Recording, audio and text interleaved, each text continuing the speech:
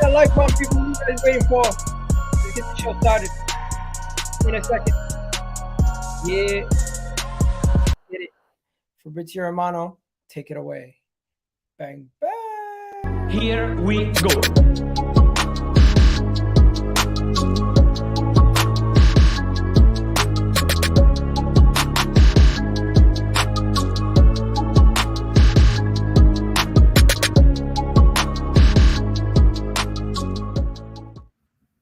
Yes, people. What's going on? We're going to start right now. Yes, we're going to start right now.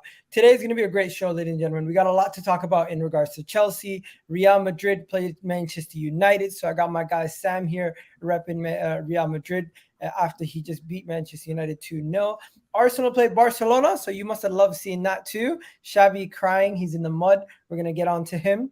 Of course, Chelsea, we had to talk about Chelsea. So Ches is in the building to talk about Chelsea, as you got a lot to say because there's so much going on with your club right now. Yeah, it's not even banter. It's literally, there's just so much going on right now with everyone. Yeah. Club. It's crazy.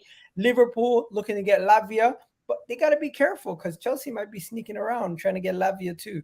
You don't know what's going to happen in this crazy transfer market. And also, big up to everyone in the comment section. I see my guy Rums. Big up Rums. Big up all the Liverpool fans who were supposed to jump on. Unfortunately, I couldn't get a Liverpool fan to jump on, but we got two Gunners today. My guy Gunnar Souls in the building, repping Arsenal like always.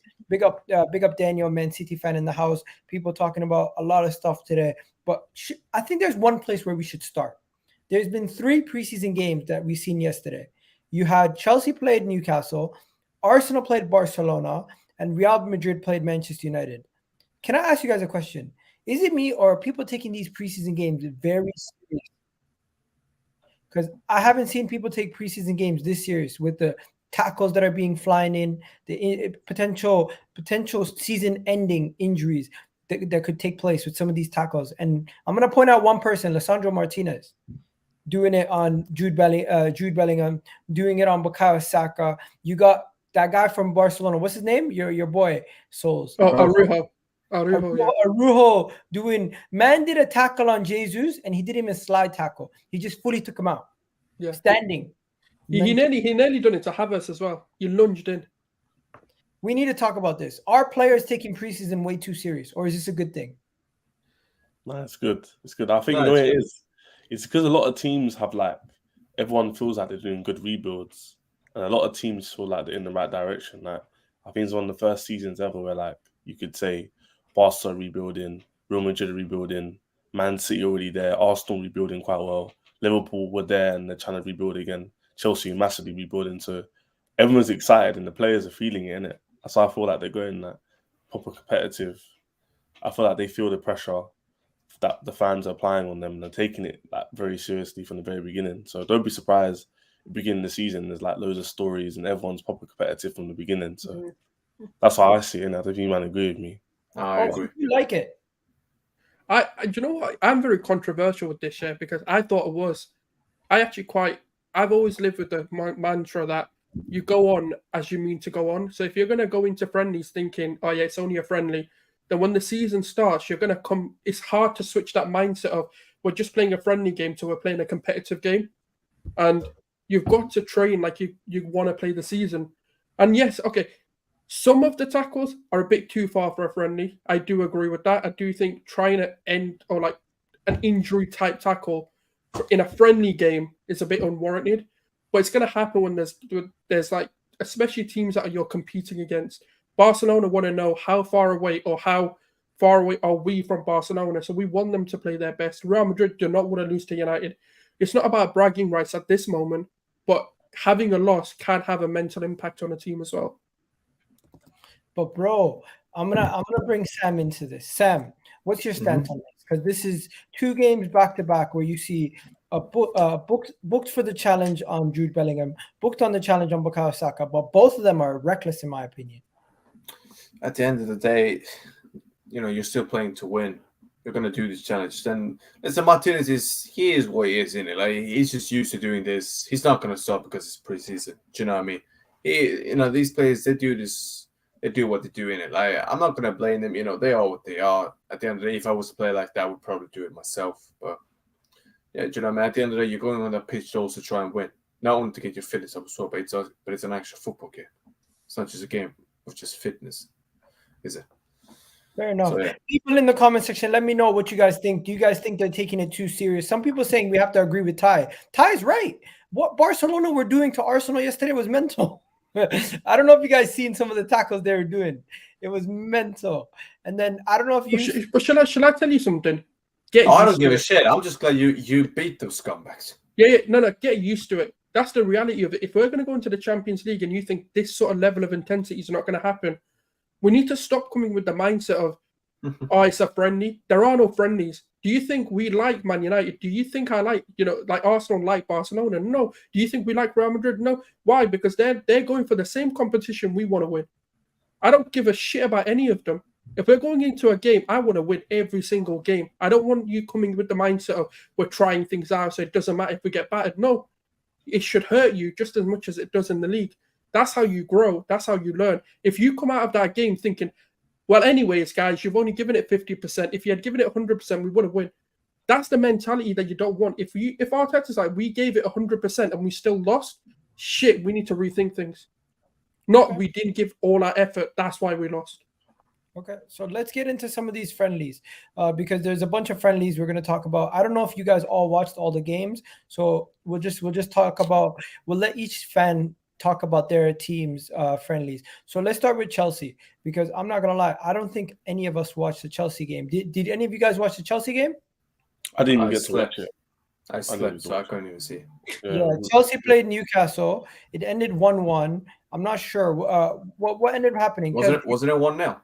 1-1. No, apparently we kind of dominated a lot of the ball, and it was like Cucurella's mistakes. Sam will know about that. He's Spanish in it. The guy is such a I'm not Spanish. Such a bozo. Why does he keep making mistakes? Like, what the hell? We really thought he couldn't make any more. Apparently made a mistake yesterday. They scored a goal, and then the game kind of plateaued a bit. But apparently Chelsea played quite well. We're definitely improving in terms of style of play. The personnel is getting used to the system. We need that midfielder though, badly, more than probably a goalkeeper, because I do like Caicedo. I do like Santos, but let's be real. In the Premier League, it's going to be very tough for them, innit?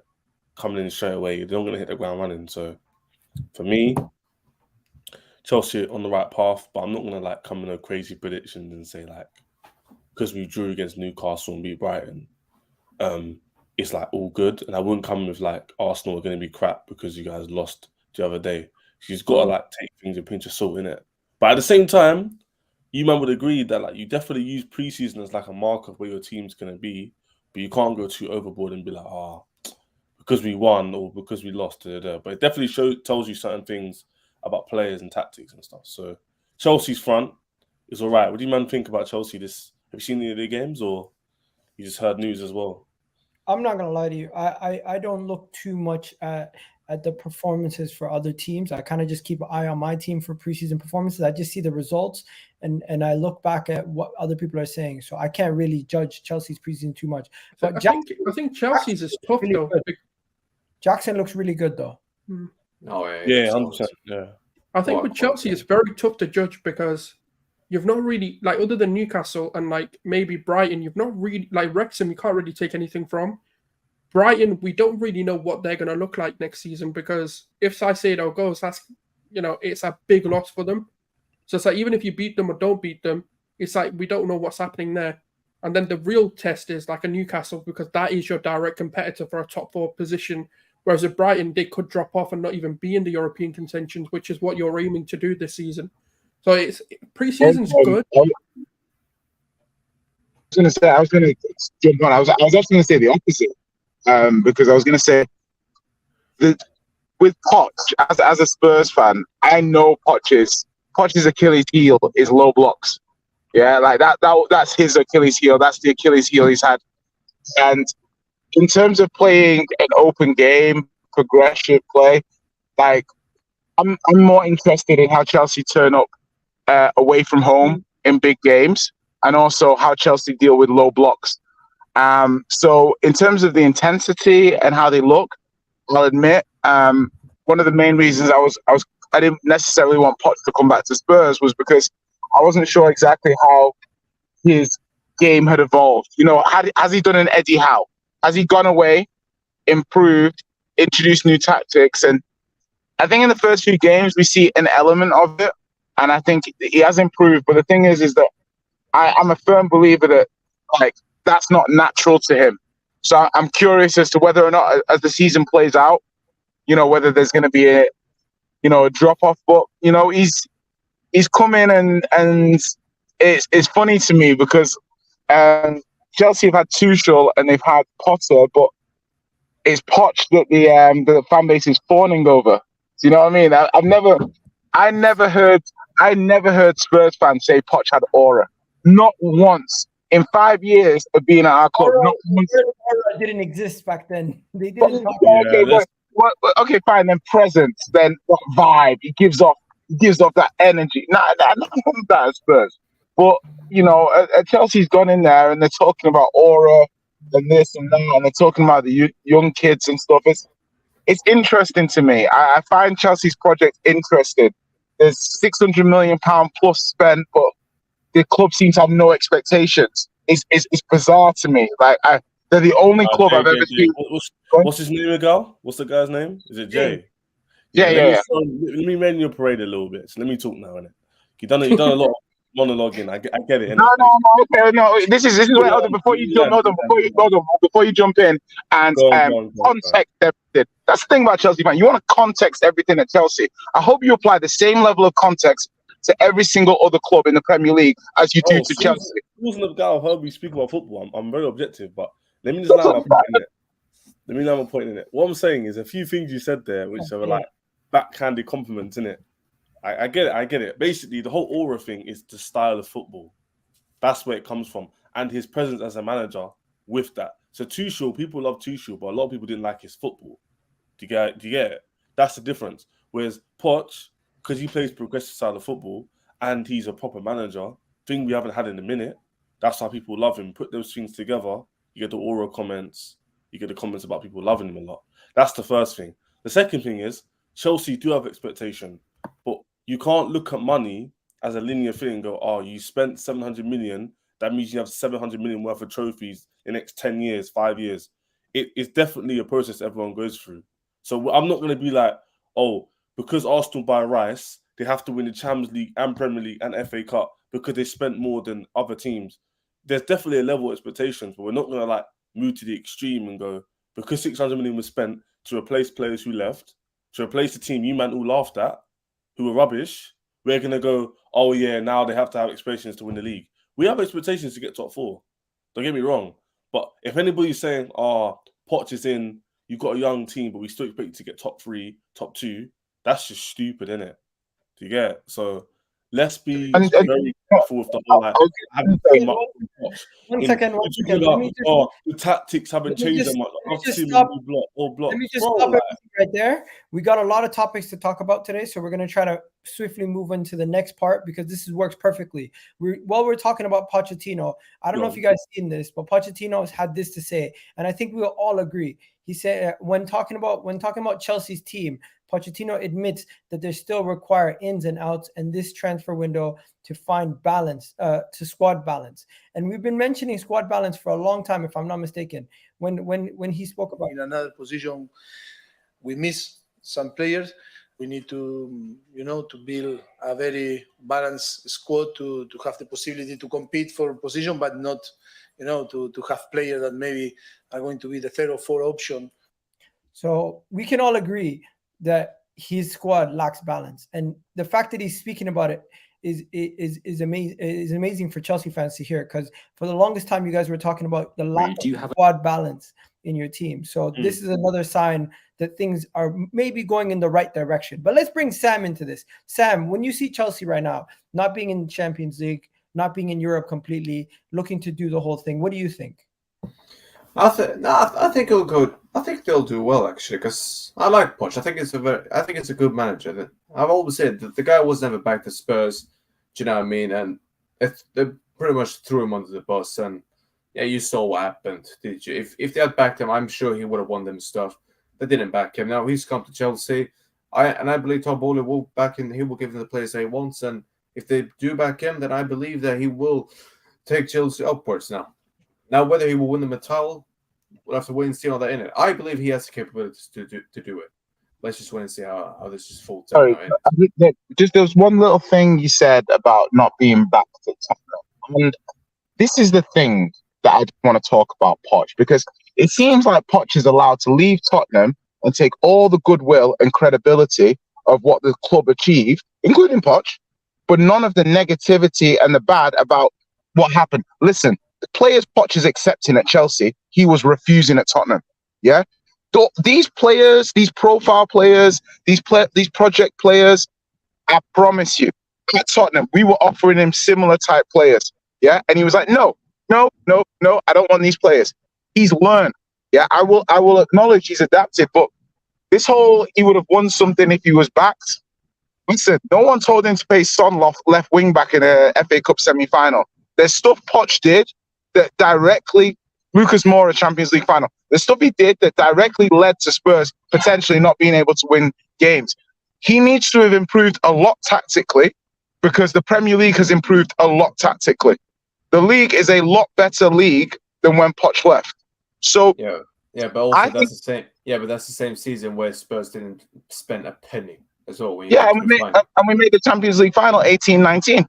No, but Jay, it's not an insult to Spurs when people point out. It's not. But I'm not trying to say you're insulting. I'm saying that Spurs. It's more towards Daniel Levy. I'm pointing that out. Yeah, legit. But what I'm trying to say is, I'm not saying that Poch was 100% backed.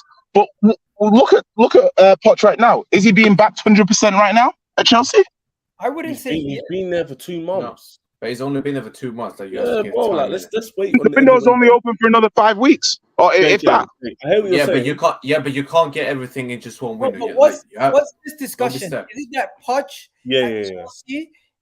We're not talking about Poch at Tottenham anymore. We've moved past that. But I kind of agree with Jay.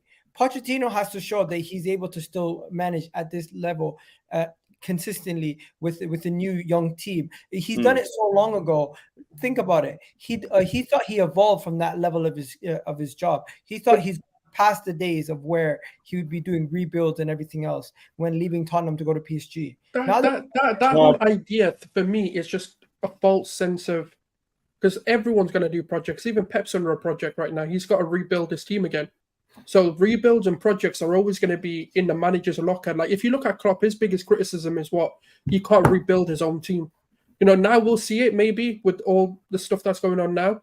But Pochettino knew when he comes into Chelsea, even if he came into Arsenal, even if he came to any of these, even United, that he'd have to do a rebuild project.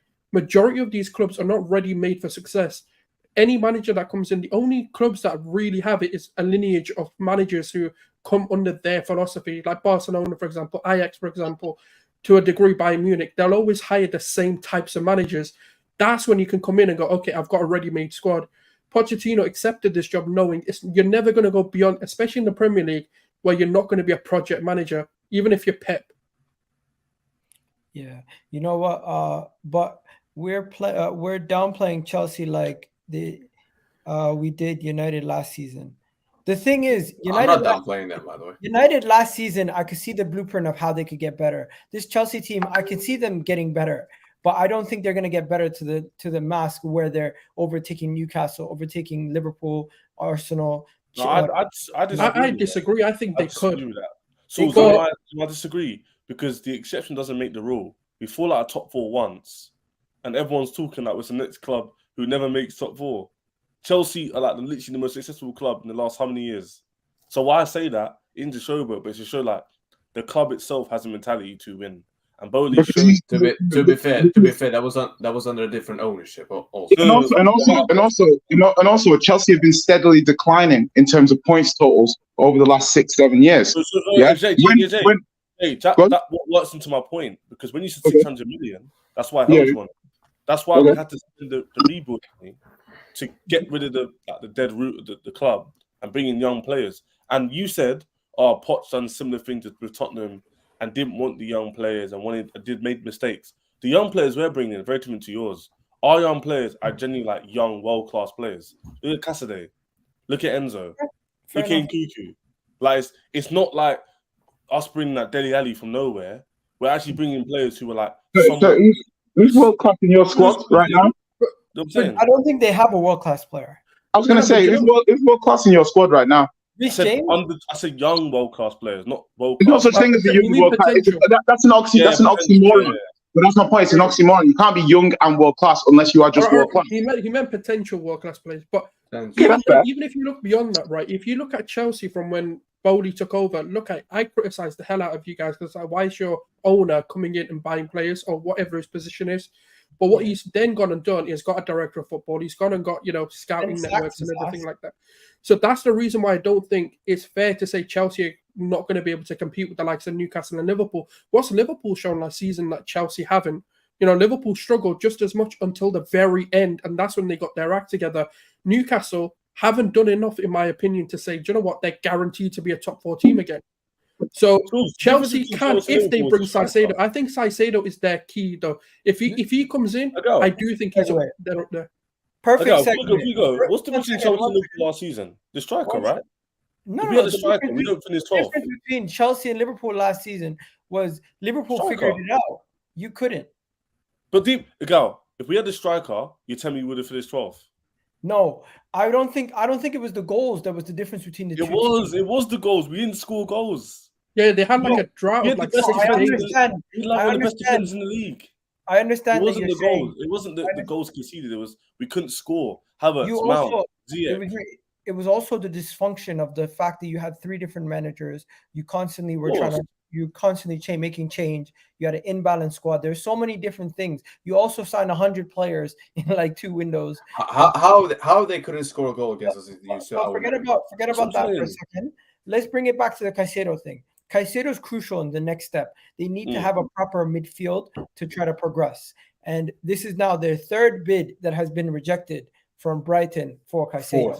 Fourth. Technically fourth. Technically fourth if you include their January bid that they made. So now, with this latest bid being rejected, could it be a situation where Chelsea actually move on from Caicedo because Brighton won £100 million price tag, and now they're saying Chelsea are ready to try to move for Romeo Lavia? It's a madness is going on at Chelsea. I don't think Chelsea can move on from Caicedo. I think it's actually Caicedo and bust for Chelsea this window, because the way they've gone with Enzo and they've got Santos, Caicedo makes the most sense to complement those people. If you bring me Lavia, Enzo as a 2 next season, you're in trouble. You're in trouble. And the reason I say that is not because I don't think Lavia is a good player. I don't think his defensive awareness is anywhere near as good as people are trying to make out. We played Southampton twice last season. We scored 7 goals. He played both games.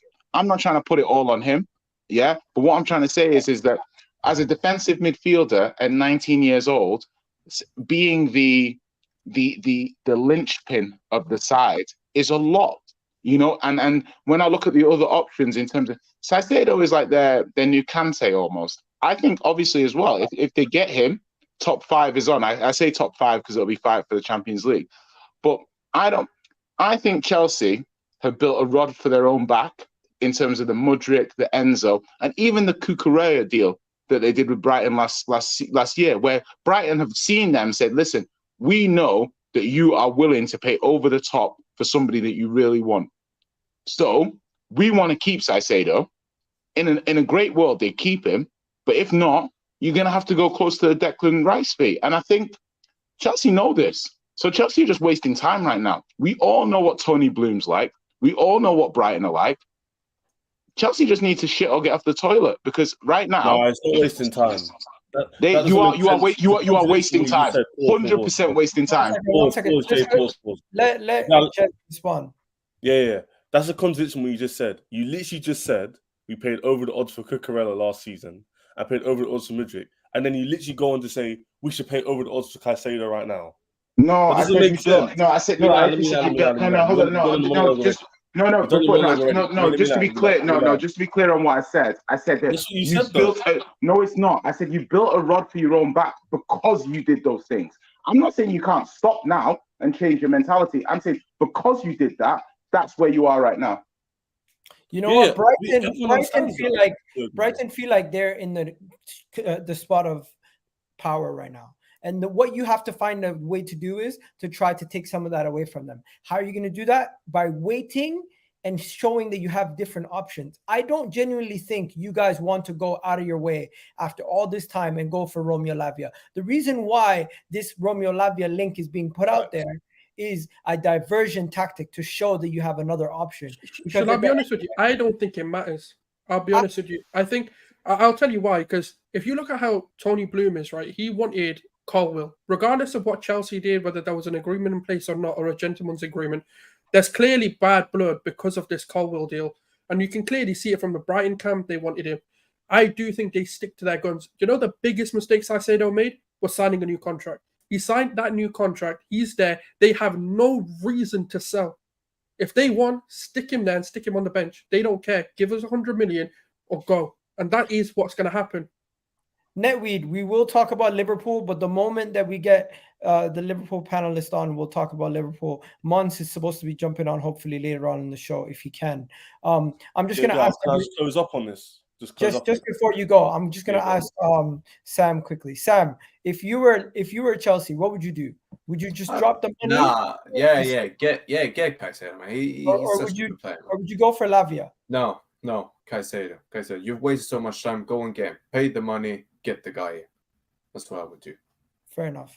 What are you saying? To wrap this up, bro, what are you doing? Are you going to go for Lavia or are you going to go for Caicedo? Everyone knows what's going on. Chelsea are using the Southampton-Liverpool situation to make it look like they're going to lead the bid in order to make Brighton buzz their price. Let's be real. Chelsea would not put an 80 million bid and stop it there. They're saying they won't go higher because they're not going to admit they're going to go higher, are they? That's just stupid. I reckon it'll meet. I already said in the group chat, man, saw it already. I said they'll meet somewhere between 90 and 95 million. But Chelsea aren't going to say we're willing to go higher because then what happens to the price goes up even more. And then look what happened to Arsenal. You wouldn't have paid 105 million if Man City didn't bid. That's facts. That's how it happened, isn't it? Let me ask you about Mohamed Kudus. Are you guys seriously in for him, or is it a situation where you think he might not be the guy you go for, and you might go for Elise or somebody else? I think we have a high probability to get him because I don't see, unless Arsenal get rid of the outgoing soon, I don't see why Arsenal go in from now. You're our only rivals for him. We need a 10/winger, and I feel like he fits the age profile. He fits the style of football, and the price point. I think I've heard Saul's a guy you know more than me probably. I think it's like 40 million euros. 40 million. Yeah. So there's no reason why Chelsea want to do it. Obviously, they want to get the Caicedo done deal first, which tells me they're in for Caicedo a lot more than anyone makes out to be. Wait, you guys don't rate him? What? Who said that? Netweed saying he doesn't rate Kudus. I don't know about you guys. That's quite wild. That I won't know. I rate Kudus, man. I think Kudus is a quality player, but he prefers the move to Arsenal. Even though I heard that. I heard Champions League and all that, but at the same time, you all know how this works, guy. You put down the right money. Yeah, 100%. I'm not even digging my own club. I'm being objective because I could talk football in it. If it's between Chelsea and Arsenal right now, you man are going to win the league. We'll talk about that later in it. And Champions League and all that. Chelsea offer a bit more money. He's probably going to join. Not because of the money, but we just offer a better deal overall. So no Champions League, but we'll give an extra 10 racks a week. So did you just say win the UCL? Is that what you just said? No, I was mocking them, innit? I'm mocking them. He said, I'm gonna get onto them as well, Sam. Don't worry. You watch me. I'm not sure. You got Chelsea out here bantering Brighton on social media and stuff, and you're talking I'm just saying Chelsea are allowed maybe one more crap season before your allure starts to drift. I'm not gonna lie. If Chelsea, no. If Chelsea finish outside of the top 4 again, they cannot finish outside of Europe. Top 5. They cannot finish outside of Europe. They have to be minimum inside Europe. That's why top 5. At the end of the day, Ugarte looked at the Chelsea project and said, "Nah, mate, I've got this." So, do you know what I mean? As in, this players who are. Hold on. Jay, I have to correct you. I'm sorry, that's not what happened. What do you mean? What do you mean it's not what happened? Did Ugarte? Oh my gosh! Listen, hold on. Why do you guys want to add so much context to Chelsea? Yeah, let me I'm just saying Ugarte was offered a contract by Chelsea. He chose to go to PSG. for whatever reason. Hey, Sam, you're a Spanish fan. Is this guy hating or what? Is he hating? Sam, is he hating right now? What the fuck am I hearing? Well, it's a Spurs connection, isn't it? Bro, Jay, Tottenham. Why am I mentioning Tottenham? Chelsea didn't even have a chance. They fucked their own deal up. They tried to offer them some sort of sale of the club or partial sale of the club in the deal, and then immediately they went to FIFA and said, "What is this?" And they said, and then he got scared that he was doing something illegal, and he backed out completely. That's not even what happened as well. That's what I heard. Bro, what happened was, long story short, Jay can hear me. Chelsea were trying to do what we're doing Caicedo now. They didn't want to budge. So PSG came in and offered more money, and the PSG accepted it, and he accepted the terms, and he went. So what happened with the whole ownership sale part? That was just like people, like journalists trying to make storylines. Literally, that wasn't true. Okay, my bad. Yeah. I thought that was what. Hey, guy, imagine this. Imagine like Arsenal coming for Caicedo and paying 90 million, and Chelsea goes not worth that, and then you get the player, and we don't bid again. That's what would happen. Nice one, Igal. You read a shit agenda article opinion piece from the French media protecting PSG. Okay. You know what? I believed it for a second. Anyways, enough about PSG. We're going to talk about them in a bit. Let's get into this Manchester United Real Madrid game. What happened, Sam? Because I didn't really watch the game. I don't know if any of you guys watched the Real Madrid Manchester United game, but I heard Thing got chipped. I heard Onana got chipped, and he got a bicycle. You guys got a bicycle kick goal on him too. What can I say? Expected, isn't it? I told man we were gonna beat them. I'm telling you, Miguel, this season I've just got a feeling. I've got a big feeling. Something big is gonna happen with us this season. I think after the shit I saw at the Etihad last season, I think this season something is gonna happen, and I mean something very big is gonna happen. Can I just say, Jude Bellingham, what a baller! I mean, what a fucking baller! And that goal as well. What a chip. I mean, what a chip. I don't care that it was offside. I don't care. That finish, wow, top notch. I can't lie. And you see, the way these Man United fans were speaking to me about Hojlund. And listen, yeah, he isn't the best. I know that. And yes, I want to turn him. But we'll go on to Mbappe later, as you've put it out on your show. But that goal, I mean, for me, it doesn't matter. It's a pre-season. I'm going to say right now, Man United, you got your ass whooped. Simple as that, innit? You got your ass whooped. And, yeah, man. But, Cal, I'm telling you right now, this midfield that just played, if you just add Arda Güler in there as well, and you take Modric out, bro, I can't lie. I can't see many other people come up with a better midfield now. I genuinely can't. You're saying can't. This is how you guys are going to play next season? No striker? Nah. The thing is, I don't know. I don't know which formation he's going to play. Like, I think he will stick to the 4-3-3. I just think he's going to play. I think he's going to play Camavinga, Chouameni, and Bellingham. That's what I think he's going to play, and it's going to pick Arda Güler a bit, less and less into the starting 11. Let him come in more and more. But now, man, the more and more the season goes, I just feel more and more confident. And especially because I believe... Happy said you're bragging about an offside goal, bro? Sorry? Offside goal you're bragging about? If that was them, he would have bragged on about it as well. So let's not do this now, all right? I know it's offside, but who cares? At the end of the day, we want to get... Yo, I'm getting playback. What's going on? Yeah, I'm getting feedback from Jay's cam. Yo, Jay.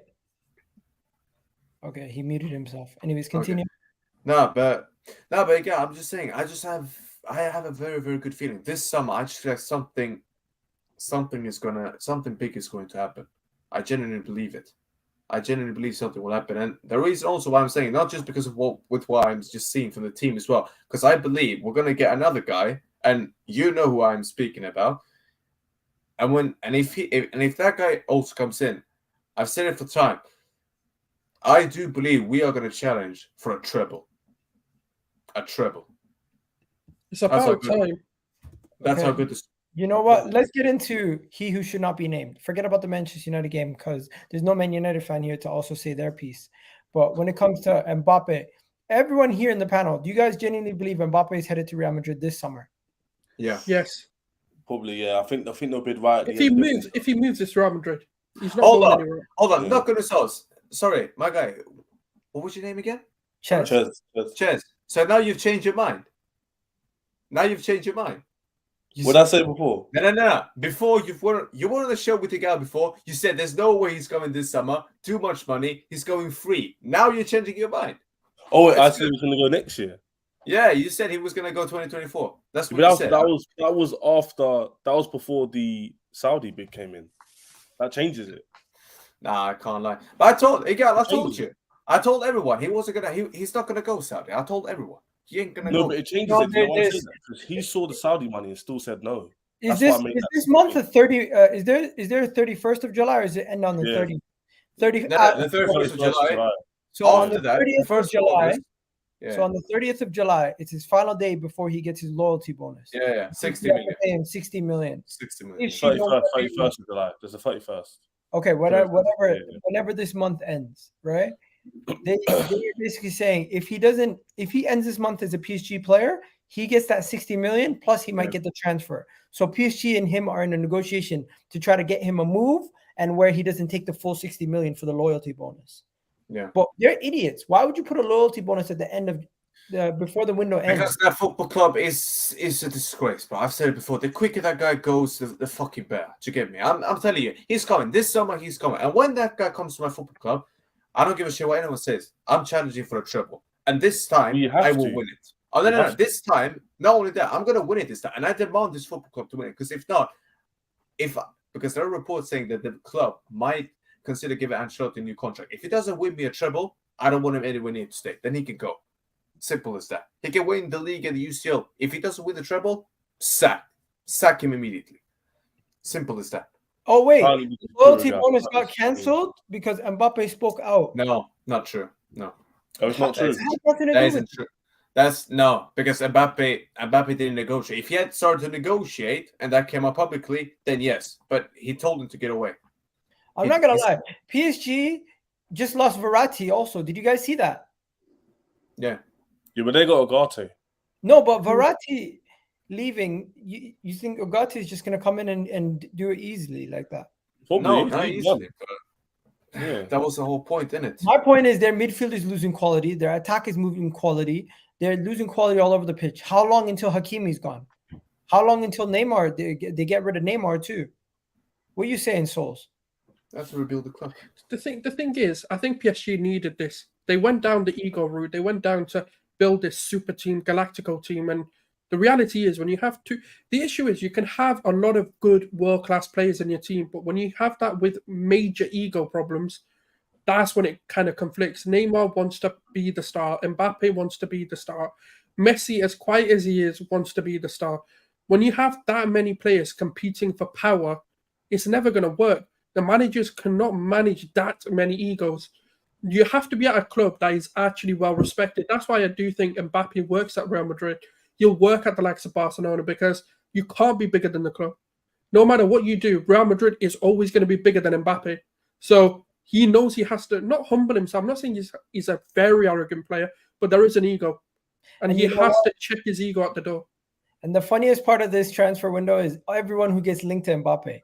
Tottenham got linked to Mbappe. Arsenal got linked to Mbappe. Chelsea got linked to Mbappe. Honestly, Mbappe is not coming to the Premier League, guys. Did you ever believe that you were going to get Mbappe? No. Jay, when you seen these rumors of Mbappe to Tottenham, what do you think? Yo, Mbappe sued the minute and Joe Lewis got put for insider trading. It's like, what the fuck is this? Why are you linking me to you, mate? No. But Sauce, did you ever think that you guys had a chance to get? Well, as in Arsenal, no. I'll be honest with you. Like, I think if anything, the only reason why there's a bit of optimism is because of Henry. Like, if we get Henry to ring Mbappe, there could have been a chance that he could have said something. But I don't know. Again, I don't know how much influence Mbappe takes from ex-legends. But you know what we got to talk about?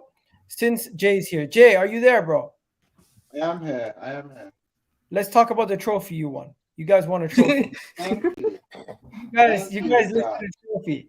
Thank you, Gal. I know you're being disingenuous, but you know, as the shameless man that you are, I will take it. Thank you very much. What's the trophy called, Jay? Tell the people. I'm not actually sure. Something like You listen. Obviously, it's not a real trophy. We beat some sailors to get it.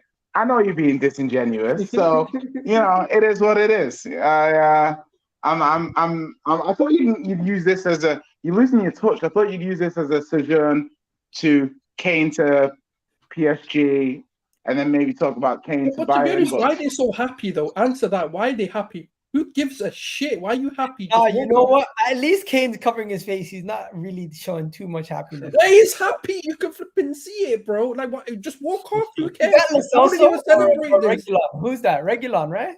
No, that's. Oh yeah, he is. Yeah, that's Regulon. Yeah. Reguilon's literally loving life. Man came from Real Madrid. He's seen real trophies. What is this, bro? Bro, I swear they all turn into. No. All the more reason to not get that guy back to my football club again. Fucking loser. No, they're all losers, man. Look at them. Why are you cheering this? What is it? What is it? A Tiger Cup? What is a Tiger Cup? If you celebrate, that just shows what the hell. You know what? Let Jay talk, because his club is going through a lot of problems right now. We got to talk about this, and of course, if you guys haven't seen the Joe Lewis thing, holy shit, Tottenham might get sold soon. We might be in trouble, guys. No. Apparently, if you actually look at the official document, Joe Lewis is actually not the owner of Spurs. There's a technicality that it's actually his kids that own Spurs. Or No. He owns Spurs, but they will take over after he's gone. No. Apparently, in the official document, someone's released a document outline or an article suggesting that it's his kids that own it. You see how Bowley owns Strasbourg but doesn't own Strasbourg? Yeah? It's like that, isn't it? Simple. As in, like, Joe Lewis is not like the legal entity owner of Tottenham Hotspur. His shares are held in trust. The trust is managed by his kids. This video that just popped up out of nowhere. Yeah. And I mean, at the end of the day, everyone's being shameless. Because what has Joe Lewis truly done? Giving his boys a hookup. Imagine if you worked in a bank and had a nice stock tip for me, and you're not gonna hook your boy up. Is that doing it? It is illegal. So now we're talking about legalities and all that sort of stuff. Okay, fine. It's technically illegal. I know he didn't kill nobody, but at the same time, a financial crime is still a crime. Hey, listen. At the end of the day, right?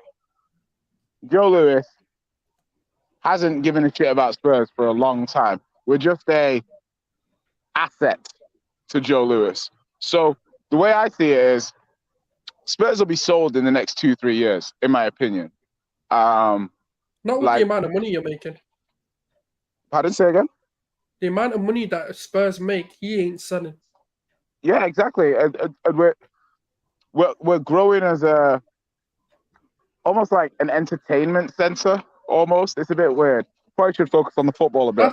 That's why a question why you say like you're going to be sold in 2-3 years. I don't believe that, because even if you take away Spurs and the entertainment factor and the amount he can leverage in terms of being able to develop his other businesses in terms of loans, in terms of leveraging all of that, is a lot better to have Tottenham a part of his assets to lean on than it is without. Obviously, I'm just saying I'm not being serious about the Joe Lewis thing in the comments. Come on, guys. Comments like, it's a crime. But when your boys do 419 and they buy a table in the club, you're sat on it, right? We're not talking about our owners here. No, I'm not. My owners not on trial. Such a serious panel tonight. I don't go clubbing. I'm a good guy. Anyways, let's keep it moving. Jay, what are you saying, Sam? Do you have any input on this whole debacle, or are you just looking at Tottenham from the outside saying, you know what, the quicker they get rid of this guy, the better? Bro, the quicker they get sold, the fucking better for that football club.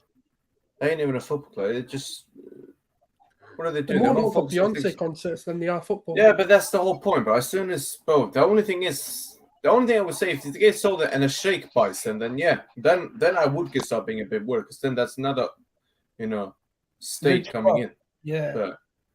But again, we'll have to see in it. But I believe they will get sold sooner or later. They are going to get sold. You know what? Exactly. We're gonna have to wait and see what happens next. And I'm not gonna talk about Harry Kane today because I feel like we spoke about Harry Kane so many times in a row. Guys, it's starting to get boring. Harry Kane, Oh, that guy's gonna leave. either he's gonna stay or he's gonna go. And then he's gonna leave. Regardless, we all can sit here and tell you that Daniel Levy is not getting bullied into selling him, no matter what. And Jay, I'm pretty sure it was you who said Daniel Levy is not getting orders from Joe Lewis. Yeah, he doesn't. But Levy owns like a percentage of the club. Lewis owns more of the club.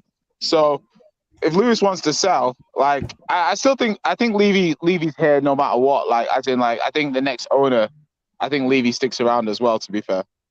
Oh wow! Unless the owner doesn't want to get rid of him.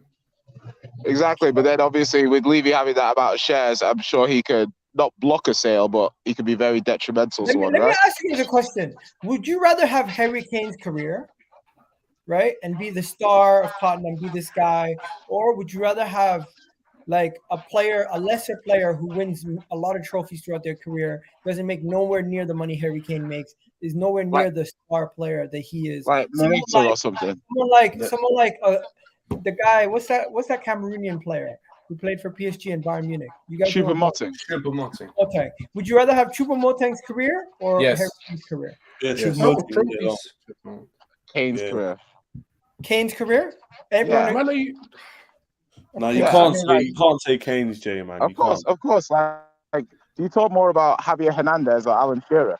Like, it's a thing. Shearer won a Premier League, but that's not really referenced in when you talk about Alan Shearer. You haven't won a Premier League before. I'm not. One second. I'm not talking about his career. I'm talking about life. Forget about the career. Income, trophies, clubs. He earns more than they all earn enough. You don't choose Choupo-Moting you're a Spurs fan. Every fan who's won trophies would know Choupo-Moting's career is so much better overall. Yeah. It just is. Sorry, this guy who's sitting here saying Madrid fans are like Spurs fans. The fuck are you talking about, mate? Wait, who said that? Who said that? This Alistair Benk guy. He's a member of this channel. What the hell are you, brother?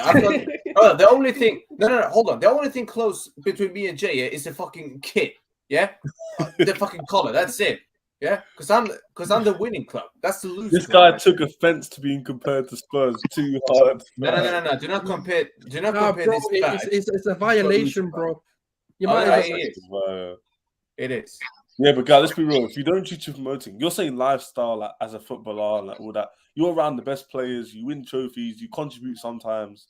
Like people mock you for not being the star man, but I'd rather be around trophies and do my part than be a star man. How about this? Let me change it. Would you rather have a career where you're making the most money, one of the richest contracts in world football history? You don't win at all, or you're a bench player, not playing at all, but you're winning trophies year in year out. But then you're not winning trophies because you've not played a minute. You have to play. Oh, you're playing. There's a legal amount of minutes you have to play. You're playing, but you're like on a Bayern Munich, a Juventus, a PSG. How much are you earning though, Gal? You said the other person was earning a lot. How much is this person earning? I don't know, man. Okay. Because it matters. Because if we're saying that if you're telling me I'm earning like 50 plus K a week, I'd take it. Yeah, I'm taking that. Yeah, let me give you a case. You're Scott Carson from Man City, or you're Harry Kane. Which career are you taking? Boy. Yeah, but I don't want to be a goalkeeper. That's a bit dead. Yeah, give me another one. That's the issue. I don't want to be a keeper. Yeah, but he's just giving them examples. You could be in any position, but you just barely play. Okay, you're Danny Ceballos. You know what it is? If you're Scott Carson, you're Danny Ceballos. You're on Real Madrid. You're winning Champions Leagues. I'd want Danny Ceballos. Okay, then give it Ceballos because the guy actually gets to play. You take Danny Ceballos' career over Harry Kane. Yeah, bro, the guy plays. For God's sake, one guy wins stuff, and another guy doesn't win anything, bro. Like you guys are taking Danny Ceballos' career over Harry Kane. Okay, listen. Hold on. Wait, because it's gonna pick on my player. Guess what? What's the aim of lead sport? To win. Thank you very much. Here, man. Obviously, trophies are very important, yeah? They're not very good. No, listen. No one is doubting. No, listen. No one is. Maybe because this is a top 6 chat, yeah? And but there's a lot of clubs, yeah, who never win, whose aspiration is not to win. is not to win. It's to like Brighton have never won. Their aspiration currently is not to win, but they're not going to bring their chest out and say, because you guys are conflating individual career and you're putting it all onto the trophies. Yeah, I liken it sometimes in basketball and stuff like that. There's players like Chris Paul, who've never won a ring. And would you rather be Robert Horry or Chris Paul? But Chris Paul. I would rather be Robert Horry. That's fair enough. That's fair enough. Robert Horry won 7 NBA championships across 3 different teams. Yeah, that's all I need to hear. If he's won more, that's what I want. I couldn't say. Listen, at the end of the day, when you have kids, there's a lot of like you guys. Are you guys saying that like Hernandez has a better career than Totti? Well, Totti won things. No, he did. He won 1 league. No. Totti won the World Cup. You can't use that example. No, but I'm comparing. Okay. So you bring very true, though. He did. Can you guys name one player who's absolutely world class, amazing, one of the best players of all time that never won a league title? Matt Letizia.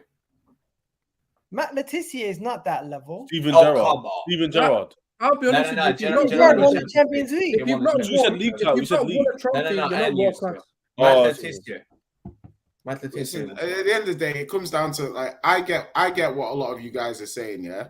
But for me personally, like I think that if you like being a legend, you can be a legend without winning much. Like, can you be a legend without winning anything? I disagree. Never called Totti a legend again. The thing is we have plenty of evidence, of players that are Alan Shearer won 1 Premier League, That's right. So you guys are kind of conflating by saying that 1 Premier League is enough.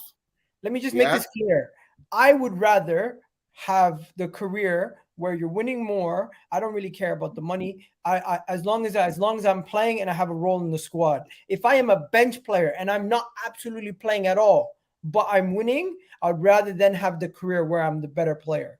Do you get what I'm saying? So, for example, if you gave me the choice to be a player like Harry Kane or Kingsley Coman, I'm picking Kingsley Coman because he wins every year. And but that's different, the gal. That's different because your example, Kingsley Coman scored in Champions League final. Yeah. So my point is this: if you're I agree with Jay. If you're contributing, then obviously us 3 agree. If you're not contributing on the bench, then obviously no one wants to do that, do they? No one wants to not play. But if you're playing even a little bit and you score a goal here and there, it matters.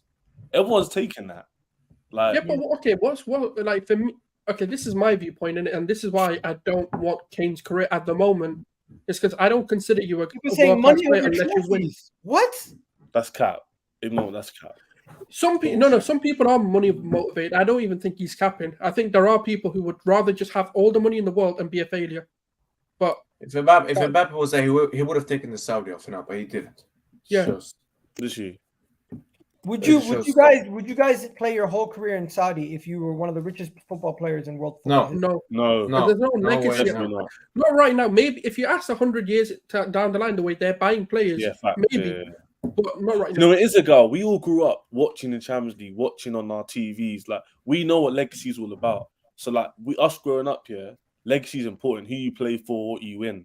Nowadays, kids will care about the designer, money. So I get it, innit? But let's be real. Even our age demographic, between like 20 and 30 years old, 20 and 40 years old, let's be real. You're playing for Real Madrid earning half the wage rather than going Saudi earning double. Yeah, because our mentality is, what legacy are we going to leave here? What do we want to say? Because if your kid asks you, what did you do with your career? I'm not going to just say, but the only thing Harry Kane will be able to say, okay, well, I have the most goals in the Premier League history. Okay, fine, but you didn't win anything. Wait, you would rather pick money over trophies, Staffy? Let me know what you're saying in the comments. Has Kane got the most goals in the Premier League? No, but he will if he keeps playing there. He will if he keeps playing there. He will soon. But you know what? Let's stop there. Let's not. Everyone here, just let me know. Are you guys picking money or trophies? And I'm talking about generational money, most money you'll ever see in your life. In comparison to when you're winning trophies, you're not going to have nothing. If you're playing for Tottenham, Chelsea, Spurs, Inter Milan, you're going to be earning more money than most people on planet Earth anyway.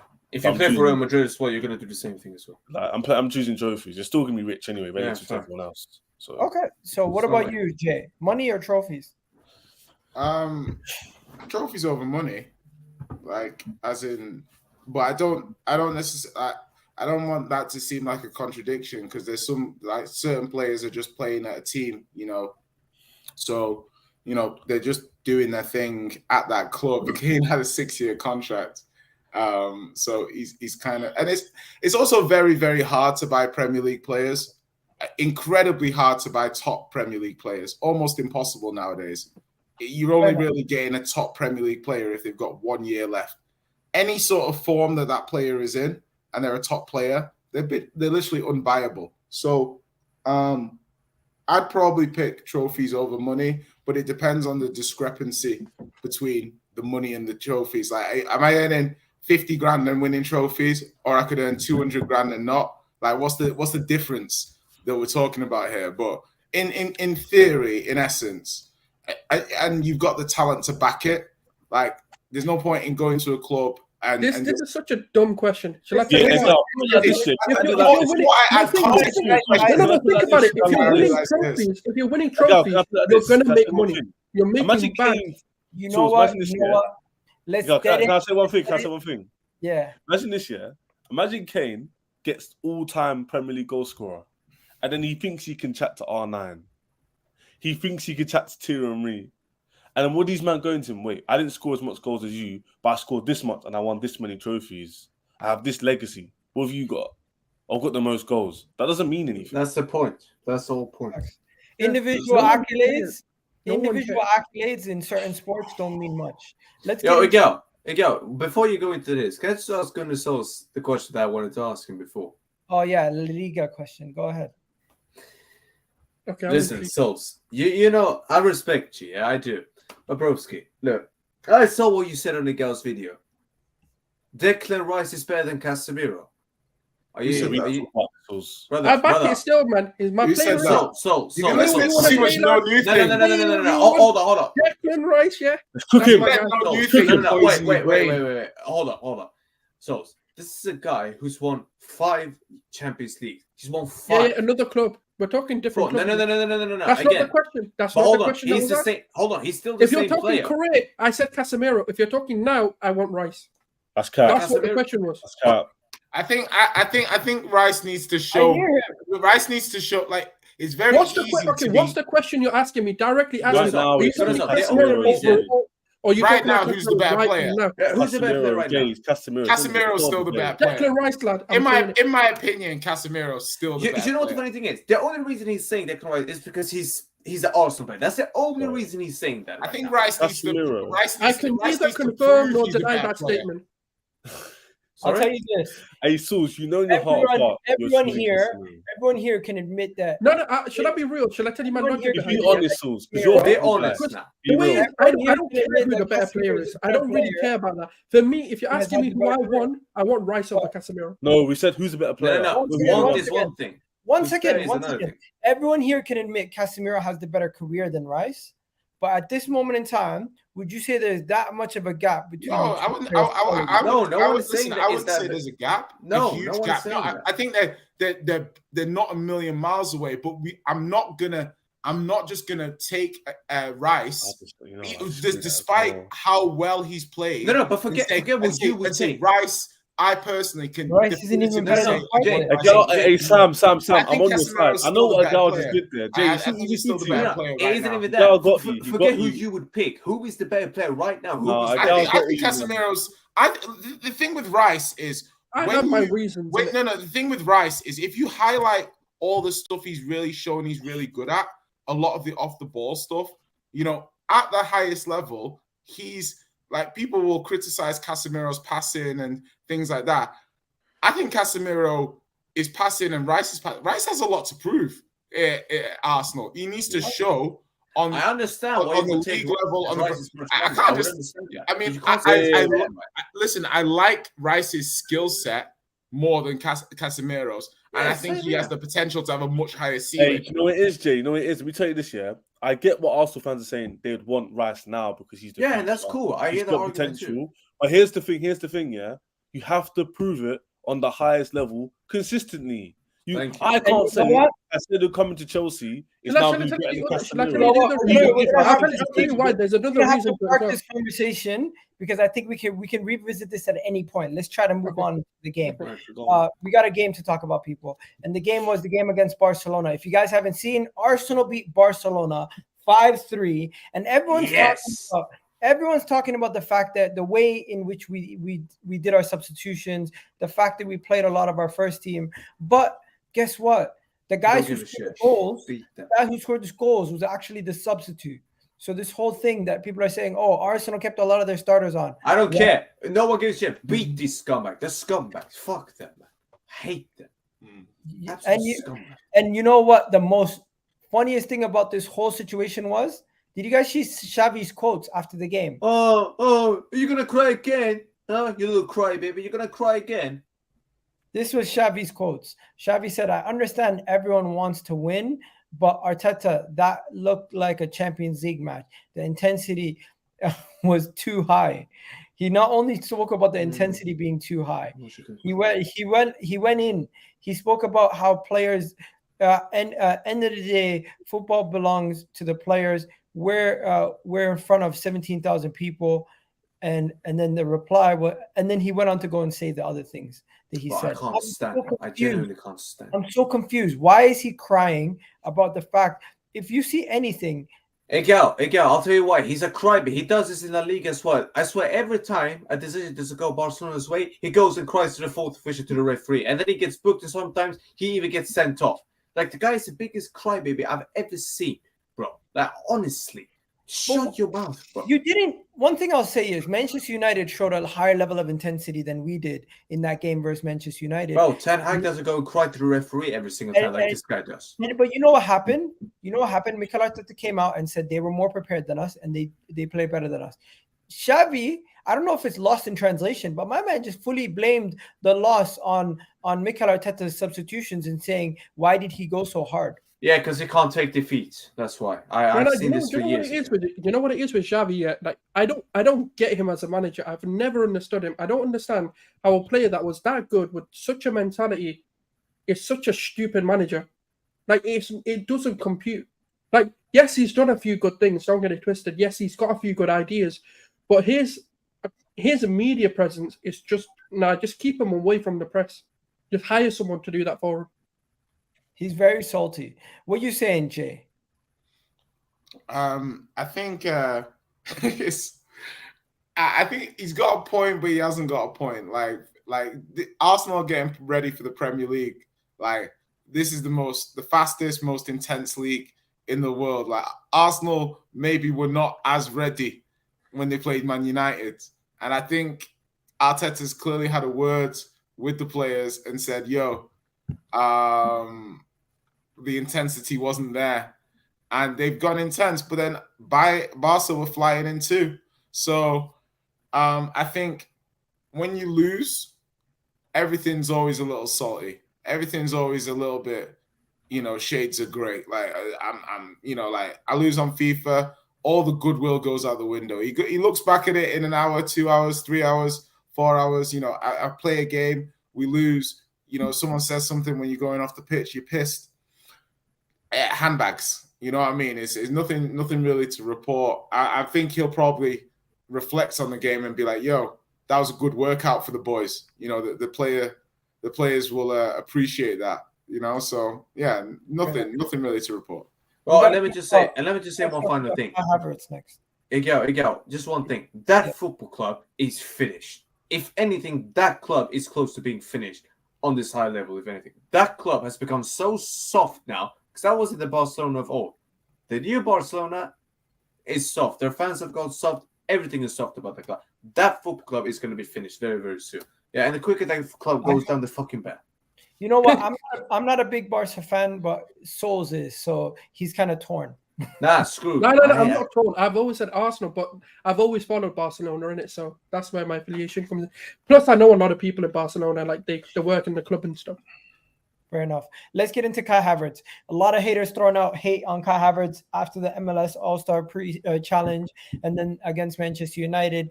We even had Chelsea fans staying up all night, Ches, to record all the footage from the Arsenal website after paying for the membership. And you know what? Nothing ended up happening. He ended up scoring a goal. You couldn't really find any lowlights too much to make a comp out of him, and everyone just went to bed upset that Kai Havertz ended up scoring a second goal in 3 games. Mm-hmm. Now, if he's not going to keep this up, obviously, in the Premier League. He's not going to score every other game. But it's nice to see that he's delivering, and it does look like he's going to give defenders problems being another player in the box from such a deep position. Igal, I think there's other problems that Havertz is creating for you as well as a team in terms of Trossard had a good game, very good game. And you can maybe see where Martinelli versus Trossard, because they're different types of players. Yeah, is one player going to complement another? You're looking at your team, you're looking at systems, you're looking at relationships on the pitch. Martinelli to get minutes, Smith Rowe to get minutes, Fabio Vieira to get minutes. It's not easy to rotate players in and out when you're trying to play at a very high level if you're not sure how they're going to sync with each other, you know? So I can see Arsenal dropping a few points in the first 10 games, maybe, as they try and adjust this, because, you know, there's combinations. I see Trossard Havertz working quite well as a combination, but I see Martinelli getting a lot of minutes, you know? Are you going to buy, where's Rice going to play? Is he going to play 6? Is he going to play 8? If he plays 8, does he need to improve? If he plays 6, I know there's a lot of stuff he needs to potentially improve. So I've got a lot of questions about Arsenal that haven't been answered yet. So I'm interested to see how it plays out. You know what? Big up some people in the comment section. Big up Netweed. He said he predicted it. We got Natish in the building saying Kai Havertz is the coolest. Costliest ball boy. Costliest. What? Most expensive. You should have gone with expensive. You think he's that bad? Damn. I'm not gonna lie. I think a lot of people are too harsh on him. Sam, what are you saying before we go to Souls? On Havertz? Yeah. Miguel, Miguel, you should know this by now. I don't rate the guy. I don't rate the man. I don't. And the fact that my football club even wanted him is a fucking disgrace. That was an absolute disgrace. I can't lie. Like, I'm sorry, but the thing is, you can't tell me what he's done at Chelsea. It, bro. Man just scored 2 goals in 3 games. No. Again, listen. Okay, fine. But again, I'm not going to... You're not going to tell me I'm supposed to blind off everything he did at Chelsea. I'm sorry. The guy was a flop. I don't give a shit what anyone says. He's a Chelsea flop. He is. I'm sorry. This man has a lot of work to do to prove people wrong. He has to. And you can shake your head all you want, Gunnar, but you didn't want Kai Havertz to be in Arsenal. You did it. I did. Like, no, you... Stop. Go look at my tweets. I tweeted before he came to Chelsea, I was gunning for him. I actually wanted him before he went to Chelsea. Souls. Let's not do it. Before he went to Chelsea, I wanted him. I've always said he's been Germany's golden boy. I love this revisionism. I love this. No. I swear. Go look at my Twitter. I've not said one bad word. Not in Germany. After Chelsea. Did you want him after Chelsea? Look at my Twitter page. I have not said one bad word about Kai Havertz. The thing is, the ball who cried. No. I'm not talking about Liverpool. I'm talking about the Chelsea fans say this. Oh, did you want him after Chelsea? No, you can go look. I don't delete tweets. You might be telling the truth. Your fan base has flip-flopped massively, so you might be telling the truth. Again, your whole fan base hasn't. I don't deny that. I can't talk for them. I don't care about them. But after Chelsea, after the Chelsea, would you want the Kai Havertz was it Chelsea? Yes or no? Not the way they played him. No. But I've always said, like, if you look at him, he was on the shortlist for my midfield options for Kai Havertz for Xhaka. The thing is, when you look at the Xhaka role, people think it's a box-to-box role. It's never been that. It's always been a secondary striker role. It's always been an inside forward. Xhaka didn't help out defensively really well last season. Yeah, he did, but that's not what was needed. We didn't need him. You just said a second striker. It wasn't like he was running back. Xhaka's job was to just be, what do you call it? His primary, what he was actually asked to do was stay forward. No, I know that, but like he contributed 7 goals. That's different. But that's what I'm saying. That's why people have a skewed vision of what needed to be. The thing is that Havertz, I get like him being a fox in the box and all that, would be good for you lot. I can see why you bought him, but him playing as that 8, that's definitely susceptible. Like, yeah, but that's the problem. You think it's an 8, but the way we play that 8 is different to what people think it is. Like, look at if you think about it. Yeah, I remember I watched the Fulham game when you guys came back. I watched Aston Villa game. Like, the guy played well in it. Like, but that's because we didn't have anyone. We didn't have ESR. You know, if ESR was fit last season, Xhaka wouldn't play at all. That's the reality of the situation. Because when you look at it, the players who have been playing since Xhaka's gone, ESR. Then you look at Trossard. Then you look at Kai Havertz. What's the common denominator? They're all attacking players. No shade, yeah. So, in your opinion, because we don't know yet, who's going to play the 6 then?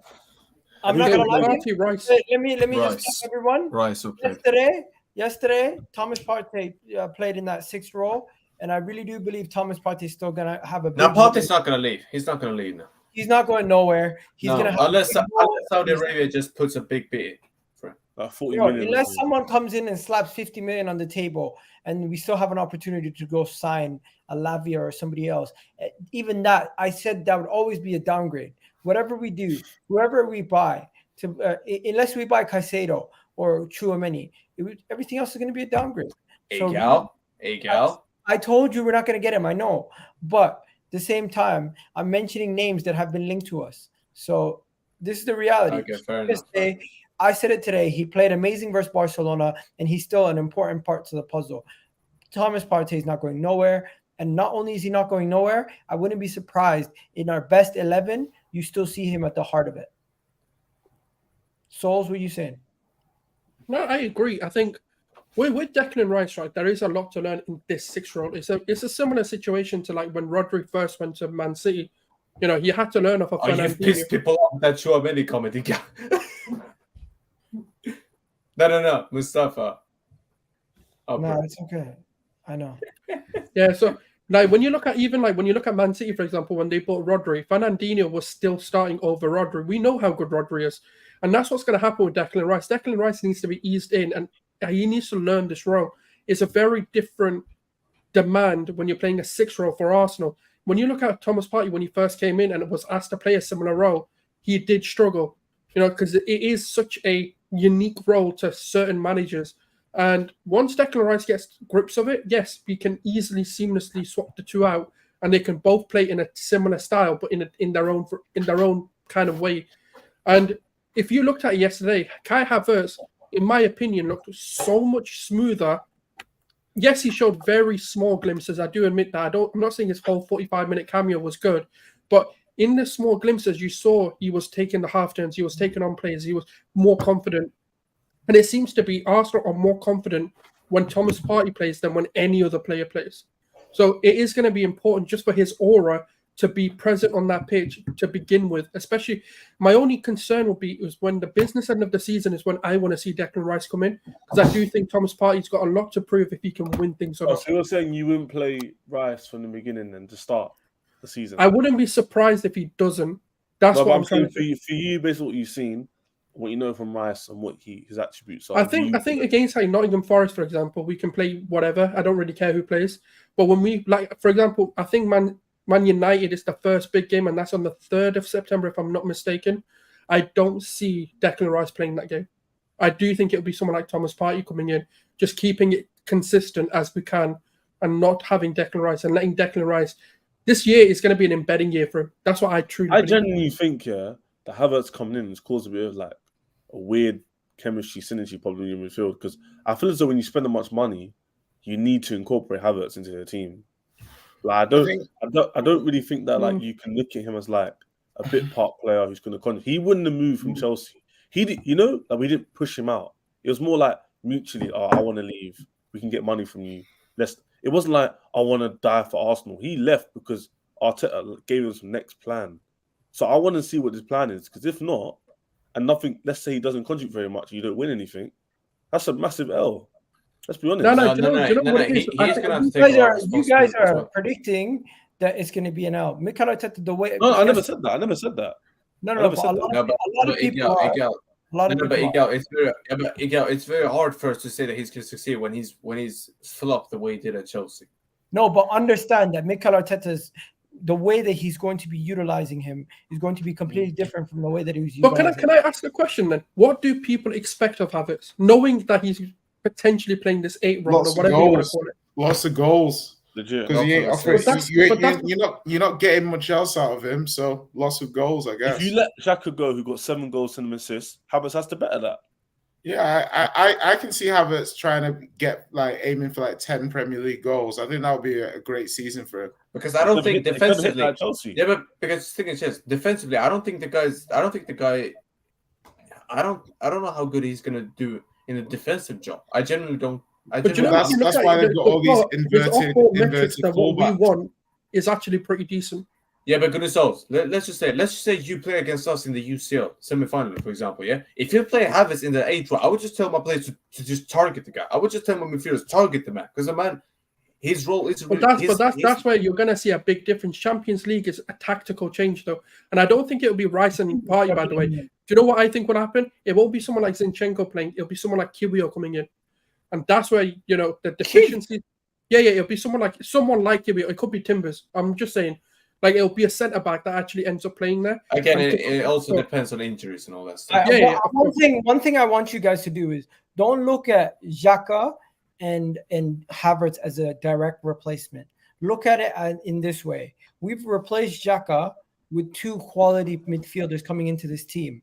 We've now added Declan Rice and Kai Havertz, who can join this midfield unit and bolster it and make it to a next level. We now have more options. We have a situation where we can go defensive, where we have 2 quality defensive midfielders in Partey and Declan Rice. We have a situation where we have Jorginho still, who's an amazing regista who can play across with any of those guys. You have guys like Emil Smith-Rowe, Kai Havertz, Martin Odegaard, and of course Fabio Vieira, who can slot in and be more attacking if need be.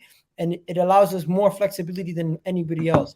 I do believe our midfield is so deep, and pause if you want to say pause, but the reality is it is. No, I'll say though. I agree. Wait, why are they talking about Jude Bellingham better than Kai Havertz? Wait, where did that one come from? Yeah, that's right. People Do you know what I'd say? Yeah, I agree with you in terms of your depth, but that doesn't sound much different to last year.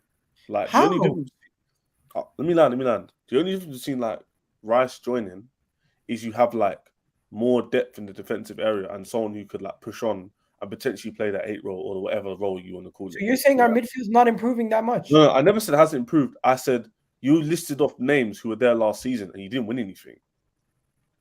So let me land though. You've added Rice, who, like we've already discussed with Jay and Sam, we feel needs to prove it. And you've added Havertz, who's proved he's not good enough. So I hear what you're saying. I hear what you're saying about the plan, but then I could say to you, Chelsea midfield could be the best in the league next season because we have a plan. So can I add one little thing? It's I remember, I don't know how old some of you guys are, but do you remember when Liverpool went deep with Benitez and finished second, and then they sold Xabi Alonso? Yeah. I'm not gonna necessarily say Xhaka is your Xabi Alonso, but I'm very surprised at how flippant a lot of Arsenal fans are about losing Xhaka. He was a big player in that 11, yeah. And I think Rice can equal and better him, but I don't know. I think you lose a lot from losing Xhaka. That's the thing. The point about the midfield is true, because if the team plays better with Partey in the team, but Rice kind of has to start because you spent all that money on him. Awkward. There's a lot. Xhaka is better in that role than what Havertz is as an 8. I mean, the thing is Arsenal might try and do something different. I'm not trying to say it's not going to work. I'm just saying that there's theory and implementation are 2 different things. No one's What do you mean? This guy's It's funny because what you call it? We've had a lot of conversations about this, and Igal knows that I've complimented Xhaka a lot, even when we were doing this Jacobs guy. No one is saying this guy's world class, but hold on, hold on. Xhaka in that role is much better than what Havertz is. I'm sorry. But he plays the role different. No, but you guys are assuming that role is of a midfielder that has to cover a lot of ground. It's not. It was literally if you looked at Xhaka's heat map, he was more closer as a second striker than he was an actual midfielder. He was more like a roaming number 10. He was more like an Eric Cantona type position. No, but Xhaka is also a better passer than saying Havertz, basically that Rice is going to do the defensive job. Is that what you're saying then, Miguel? Yeah, whoever the six is going to have to be closer to the striker. Okay, and that there, I'm not even 100% if Rice is good enough to do the whole defense just it on could his be own. Partey. We don't know. Rice might not even play much. One second, but I can't see a bench. Let me just stop everyone. Do me a favor, guys. Hit that like button right now if you haven't already liked the video. And as I always say, you can subscribe to the channel, of course. We only have 45% of you guys who watch these videos are subscribed to the channel. And my guy here just gave a shout out asking for the membership. So let me just put that in the chat right now. Join the Eagle Talks Football membership. It's only £1 to join the membership. You can it's an absolute bargain. It's less than a cup of coffee. Now let's continue. We got a super chat here from Costa. Big up Costa. When are we going to accept that Rice will play the 8? Why would we have 3 quality 6s and only have Havertz and ESR in the 8? When Arteta leaves, I'll accept it. What? When Arteta leaves, I'll accept Rice plays the 8. He's not but under Arteta's system. No. Like I said, I think Rice will be playing next to Partey, though. He won't. There's no way. If anything, the only time I see that happening is to shut a game off. It will not be planning. No, because I'm telling you, Havertz is not going to be benched. I can't see you benching him. No. He'll come off. This is what I'm saying. Plan A will always be Trossard, ESR, or Havertz. No, not coming off. I'm saying Havertz, but Havertz will probably start with the amount of money you've spent. I can't see you benching the guy for the majority of the season. I think Arsenal have got a lot of players now. I think there's certain players who are guaranteed starters. I think they've maybe got. Odegaard will start. That is a guarantee. And then the rest are rotated.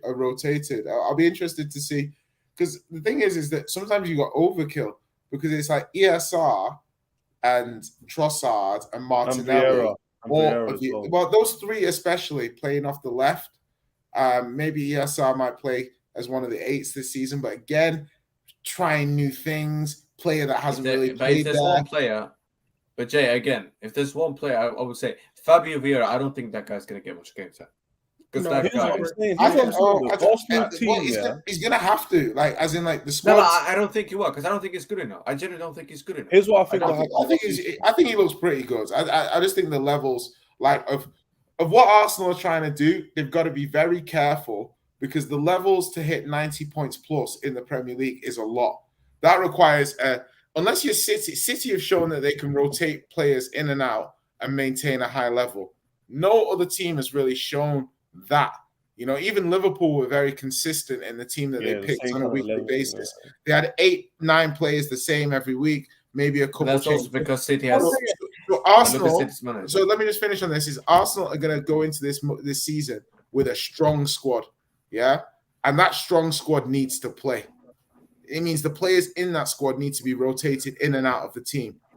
Now I'm looking at that saying, okay, let's see how you get on doing that, and let's see how much teething, Can I calculation is there? Yeah, can I add to that? Literally, I think what we're trying to say is that on paper you've gotten rid of Xhaka and brought in 2 quality players, but in reality, these 2 quality players you brought in and the players you've already got, it's going to be hard to rejig it and make it work the same way as you. You guys won how many games in the Bounce last season when we first started seeing 9 in a row. I can't see how this new team comes together straight away and clicks like that. I just can't see it. The reason why I said it, because you said it yourself. Arteta used Xhaka to kind of use his qualities and put him in a position where it worked. He now has to do that with more players who have a higher caliber, more money. It's very different. It should be easier. No, when you go up in quality, as City will show you, it is hard to maintain it. City are an anomaly because for over 15 years they managed to increase their quality and got better and better. How many teams can say they did that? Wait, so you're telling me you get better players and you regress? That don't make sense. No. I'm saying, how many teams have you seen in Premier League, especially, buy more players, spend more money, and keep going raising their level? Not many do it. Real Madrid are doing it. Like, there are teams that No. That's Premier League. That's You're talking Premier League. Real Madrid's an anomaly because, again, they're like a juggernaut in their leagues. It's easier for them to do. Okay, but even if we look at it, the only example of stupid money being spent, like as in excessive money being spent, is Chelsea. Let me answer Gal's point, yeah, because if Real Madrid drop off, that's still not enough quality for the teams below them to like catapult above them. Right, that's fine. Even if we take it, Chelsea. But even not that, but even if we drop off, guys, how do you pronounce this? It's official Kamari. Official Kamari. Yeah, big up official Kamari for becoming a channel member. Big up to you, my guy. Finally a member. Appreciate it, bro. You guys can all become members if you guys want. No, but it's not even that, because even our drop off is not even that much big. Our drop off normally isn't even that huge as well. Which way doesn't even affect us. The drop off is pretty big from Chouameni to Dani Ceballos. Like, sorry. Well, I think I get where no, Valverde as well. We've got multiple options again. But the thing with Real even is that even when Real did it, they had to work out, okay, Valverde can play on the right wing, and he's an option on the right wing. He can play as the 3 in the midfield. Rodrigo can play on this wing. He can play up top. Like, you have to work it out, but you go through games that you lose or drop points in as you work it out. So I'm not saying that, like, I personally think you have a fantastic squad. As a Spurs fan, that pains me to say. Fantastic squad, depth out of its fucking head. If you had a top boy finisher, I'd be like, give them the Premier League title now. If you had a striker that was guaranteeing you 20 goals a season in the Premier League, I'd be like, phew. But you don't. And you also have new players to settle in, new adjustments. I don't know. I think you perfected your last team. The last team you had was perfect. Yeah, but then why didn't they win? Because there's clearly deficiencies. Because when it mattered, they didn't have the ball. Like, if you had Timber last season, you might have won the league.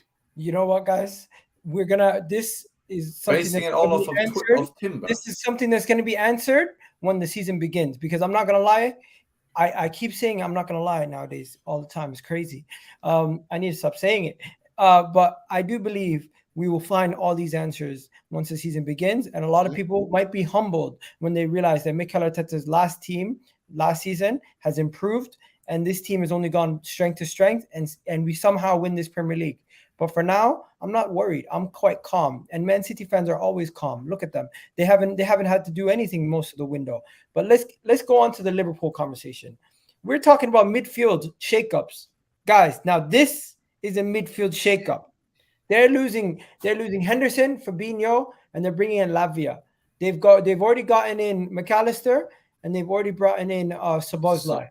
And they're now even trying to play Trent Alexander-Arnold. Now, I couldn't get a Liverpool fan on. I've tried, guys. I genuinely did.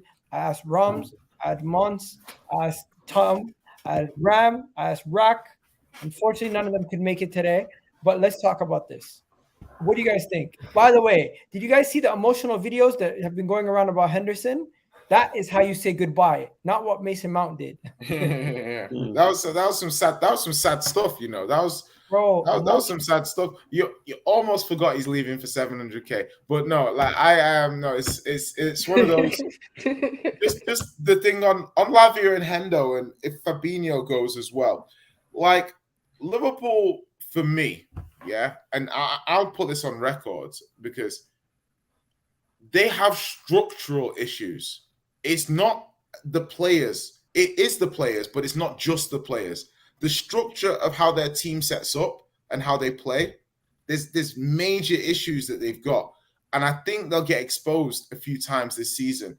I think they'll do well, but I just think the system, the style of play, like Trent inverted, their defense, like they're a Canate hamstring away from really struggling at the back in that system, because you're asking someone like Matip, who's 32, 33, I think next season, maybe around that 32. You're asking Matip to be running out wide, covering Trent's space. Lavia hasn't shown me yet that he can read the game defensively to a level where he is a holding midfielder for a top 6 side. I think Liverpool will challenge it, but I don't think if the transfer window ends right now, I don't think they will win it because I don't know, but think the question is if Lavia comes in. So I'm assuming if they're brave enough, if they're really putting their balls on the line and saying, right, Fabinho, Hendo, go. They've lost Ox, they've lost Milner, they've lost Keita.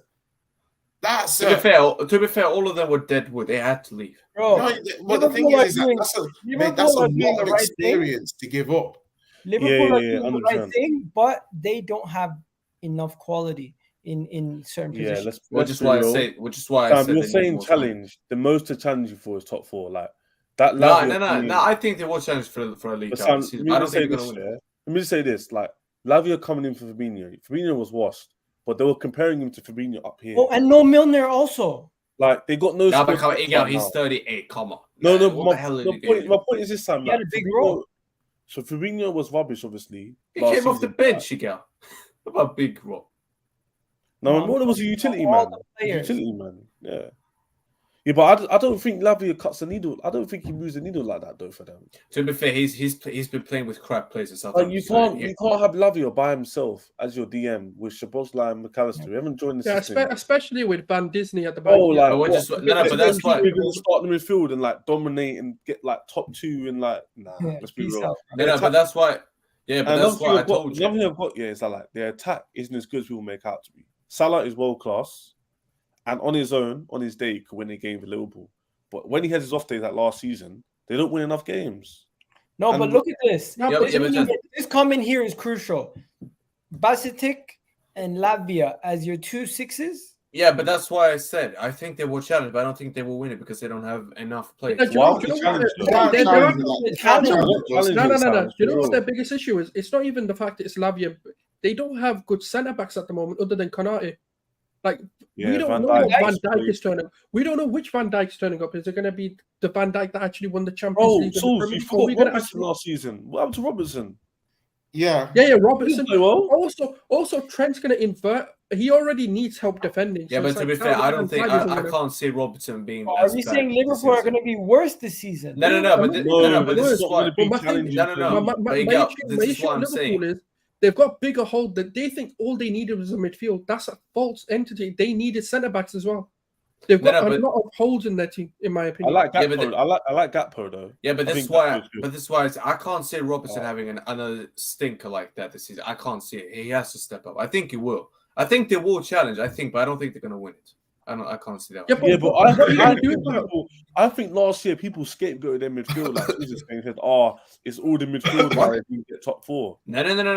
I don't think so because many people also said that they need a midfield structure, including Liverpool fans as well. You just go listen to Hussam. No. I was hearing Liverpool fans on 90-minute on Terry. Yeah, but listen to Hussam. He was banging on about saying we need a new midfield. Sam's objective. I was talking to Liverpool fans as a whole. They were saying, if we replace Fabinho, better. If we get more legs in midfield, we'll do better. That's the narrative of Liverpool. It wasn't, if we get this person. It was like, if we do what we did last time with Wijnaldum, with Hendo. But you know why it's never been an issue? It's because Van Dijk's been one of the best centre backs in the world. Then they had Konate, Matip as well. And Matip. The issue they have now is that again, it's all speculation, but I do believe their defense has regressed. The only saving grace is Alisson. If it wasn't for Alisson, they would have probably been in a relegation battle. If we're being absolutely real about them right now, that's the problem. It's like relegation. You saw their form. I didn't. So much. They turned it around. The reason why I'm not going to call them rubbish is because we all forget, man. Liverpool in a mad end of the season run. I think they didn't lose a game in 8. Yeah, they did. So because he changed the system around. I'm not going to say they're rubbish and they're washed because they've improved. McAllister's a baller, by the way. I hope you might know that as well. He's a baller. Oh yeah, and so he's a good player as well. Your games are won in the midfield, and when you change all 3 of your midfielders, like Arsenal, really and truly, we only change 1. Manchester United changing 1. But why? Can I? But again, they had to. They had to change it. This is the whole point. They had to change because Henderson, he couldn't keep going. Milner, you can't play him right now at that age in that midfield. Fabinho is washed. He doesn't have the legs anymore. What the hell? If you're gonna keep them, yeah, but can I actually ask a genuine question here? The same concerns that people have for the Arsenal midfield, for example, McAllister's not great defensively. Solasby, however you say it, isn't a great defensive midfielder. The only person they're going to be potentially relying on is Lavia, or who's the other guy? The Bacetic. No, that's worse. No. That's worse. McAllister. But McAllister showed at the World Cup that he could do good defensive work. I'm not saying he's great, but listen to this. No. He still showed it at the World Cup. No, but he did. If you saw the Argentina game. The Lavia deal is taking long. Klopp wanted time with the new signings. It's going to be tough, but I feel confident in Klopp's skills as a manager. So, which is why FSG is a big problem. People are rating Liverpool's squad that is worse than Arsenal and Manchester United higher because they rate Klopp as a manager. That's fair, though. Yeah, but to be fair, Klopp can.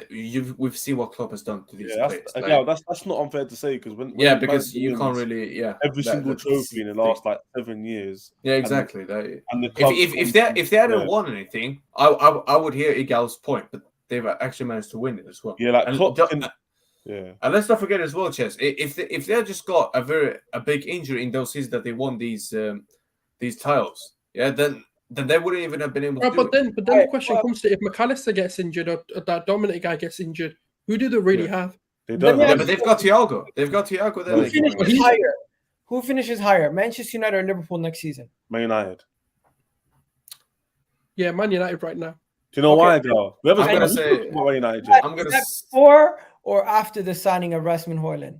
If they get him, they definitely finish up. No. I'm gonna say this. No, Souls. Let's not do that. Let's not overrate Hojlund. Like, let's not do that. He is, man. He's that good. I want him. Is Hojlund worth the 60 million that they're saying? Bro, let's be honest. At least half of these players right now ain't worth the money. Not worth 60 million. But this is how the market is. It's how it is. I would say this. Look, less goals than Odegaard. It does. All right, you man. Yeah, but Souls, I hear you. I was just saying. I said Man United to finish higher than Liverpool, but I wouldn't say it's because of Hojlund they'll finish higher. I think he's a difference maker. No, but if they get another midfielder in and they get a centre back, then I think they will finish high above. You know, if they don't, then question. If they get Kane, they could win the league. I'm even pushing. They need him to. What? They need him to get 15 plus. That's what I said, bro. If United get Kane, I just heard Kane's name. He said if Man United gets Kane, United will win the league. United this season, Kane can never play for Man United. No, but let's just say, Sam, let's say they bin Hojlund and then Bayern come in with a 90 million bid, which nearly gets accepted. Man United come in 95 million gets accepted. We wouldn't sell him. We just would not. Let's just say it happens because it could happen. It's not impossible. I'm telling you categorically, having seen Bale leave, having seen Modric leave, like if it's remotely in the club's power, but to be fair. To be fair, though, Jay, if both those bids come in and Kane then says to leave it, but listen, if Man United has accepted, then I want to go there because I still want to break this Premier League. No, it won't. That won't work because he spent. Why? Well, because obviously he's obviously happy to go to Bayern. So for him to now turn around and say, but no one else has. Are we forgetting about Amrabat? That's another target. Does he move the needle for you guys also? I think it would help a lot because Casemiro. Casemiro's going to miss a few games, injuries, oldness, red cards. So recklessness. You know what the funny thing is? He never got a red card in his career at Madrid. He comes to Man United straight away, he gets sent off. So you got 3 or you got 2? Sorry, 2. Two. That's still a lot though. That's still a lot though. What? A Man United or Madrid? Man United, he got 2. Yeah, but Gal, let's be real, like Amrabat's good, but that's not the needle mover for me. If Man United get a centre back, Amrabat and or Hojlund or Kane, Man United need a striker. They need a striker. Look at this, guys. Look at this. Apparently, he comes in, he walks in, and he's immediately one of their best defensive midfielders. Even But better, of course he is. They've got no one else apart from Casemiro. He even has better numbers than Casemiro in certain areas, like tackle success. Yeah, but again, they only have Casemiro. Like, that isn't really a good comparison. If they get Amrabat, yes, they midfield better than yours. Okay, so they will have Amrabat and Casemiro. I would still. Nah, Bruno as well. Mount's better than Havertz. One second. Odegaard or Bruno? Who's better? Oh, that's tough. You know what? Forget about that. Bruno. I'm telling you right now, with what we have in Jorginho, Partey, Rice, Odegaard, Emile Smith Rowe, they don't have nothing of that level. Then don't twist it. I said starting. Who's starting? Who's better? Who's starting the midfield? So are you saying 3 or are you saying the whole midfield? I'm saying our midfield head to head. Who's midfield? If they get Amrabat, whose midfield's better? Yours or theirs? Our midfield's still better. You think? Yeah. Bro, they didn't finish that far behind you last season, you know. Because the rest of our team is much better than theirs. You didn't finish that far in front of them, though. Yeah, and we didn't finish that far behind Manchester City. But no one talks about us being better than City. No, but people say you're title challengers, though. No, but they say you're title challengers. But the moment I say we're better than City, people say you're ridiculous. You can't be better than City if you didn't beat them. But you can't. But again, you can't be saying you're better than City now. But then how can they say? How can you say Manchester United is better than us? No one is saying they're better. But what the hell? I'm saying is their midfield better than yours? If they just because your midfield is better doesn't mean you're better team. The depth in squad that we have in our midfield is better. And we're not talking about depth, No. He's not talking about that. We have more quality in our midfield. No, you're not going to twist this. That's not what he's saying. He's saying the starting 3 midfielders. If they get Amrabat, who is better in the starting 3 midfielders in the starting 11? Who is better, Arsenal's or Man? That's what he's asking you. I said Arsenal. I said it. Okay. I don't know. Souls, do you agree with me? Do you think Amrabat, Casemiro, and what do you call it? Bruno. You say Amrabat, Casemiro, and Bruno would be their midfield, or would you say Mason Mount? I would say it would be Mount, Cass, and Bruno. So why Amrabat? I agree with that one. Yeah. Mount, Casemiro, Bruno would be their midfield. Is that better than, let's say, Havertz, Partey, and Odegaard? I mean, Mount is better than Havertz, but the rest, no. Rice is going to be in our best midfield. Let's not do this thing where no. But that's what I said. I would take Rice. I would take Havertz in to win your argument. The reality is, me and you both know our best midfield would have Declan Rice in it. No. I said.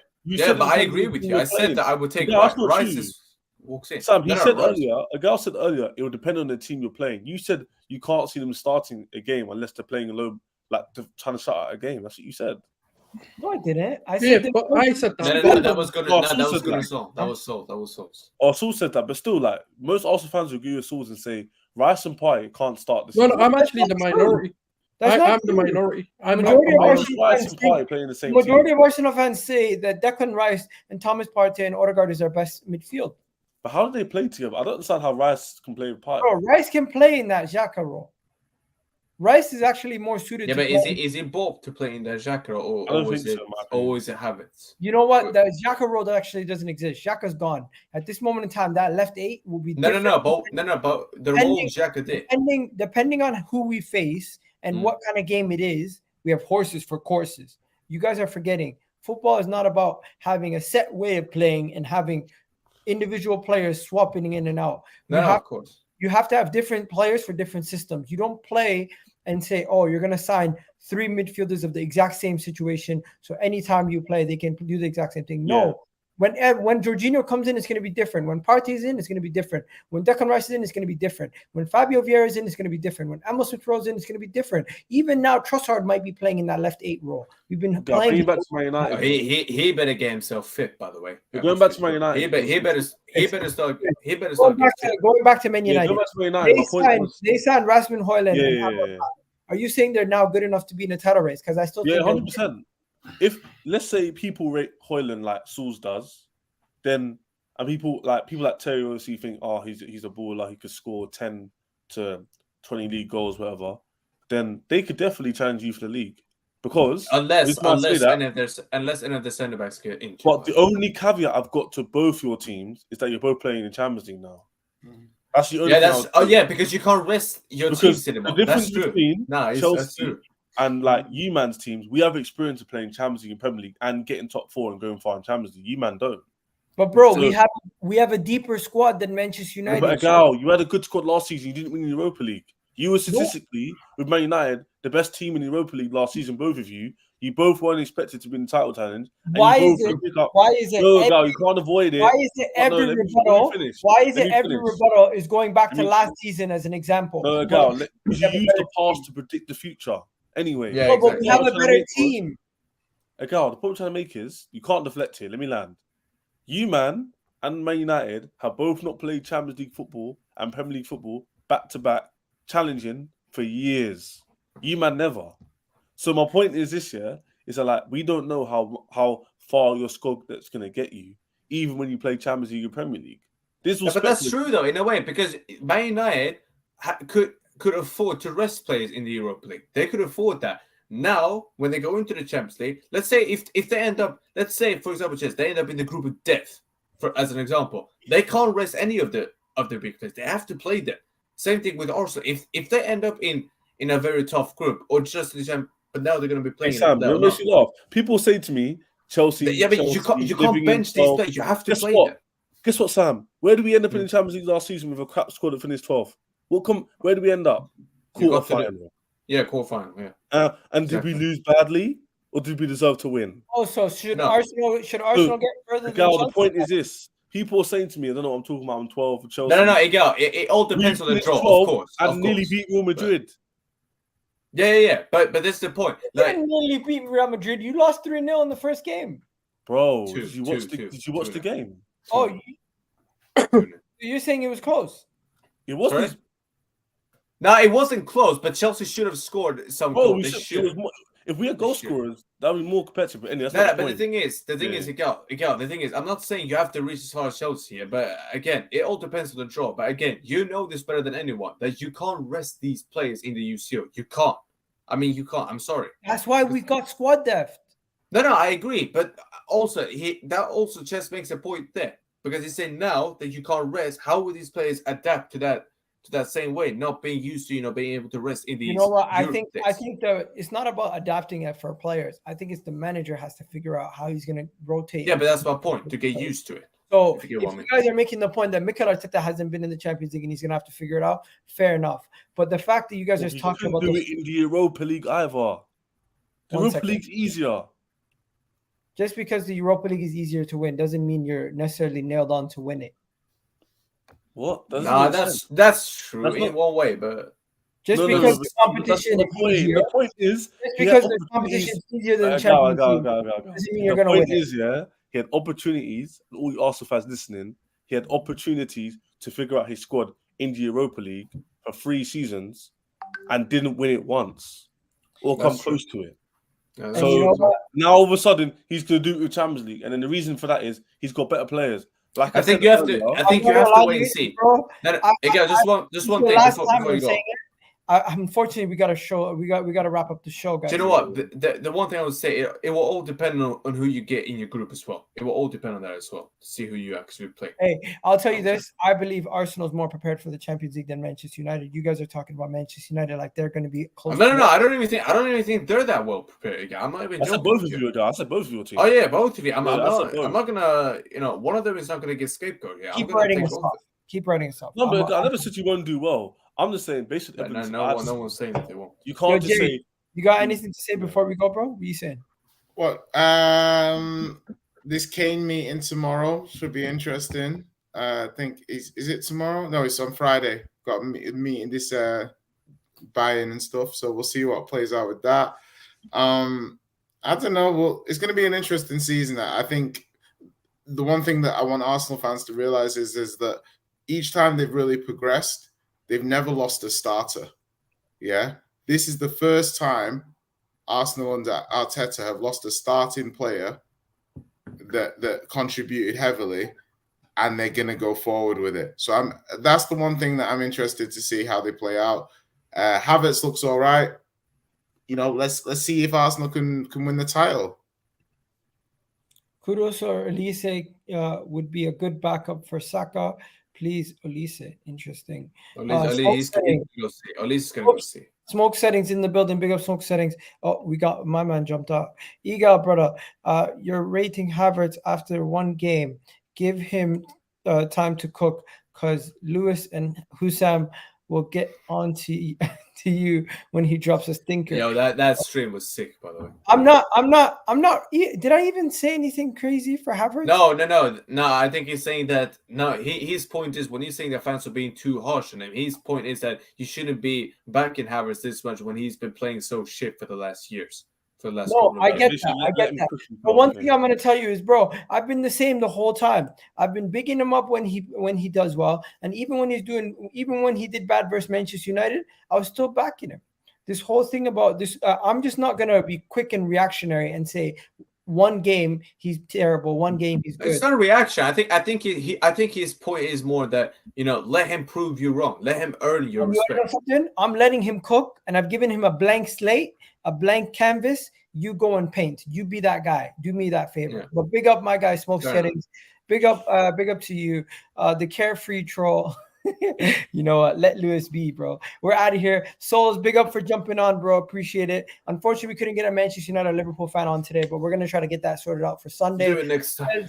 Big up for coming on, Ches. And of course, Sam, like always, big up to you. And of course, you beat those Man United fans yesterday. You made them cry. Did you? If you entered Hussein's page, you would see today what I did to them. You would see what I did to them. You know what? Yeah, as a party gift as well, yeah? I actually forgot. You spoke about this all good stuff, yeah? Mbappe 60 million bonus. I can't lie. We could actually get a here we go on my fucking birthday. We actually could. Damn.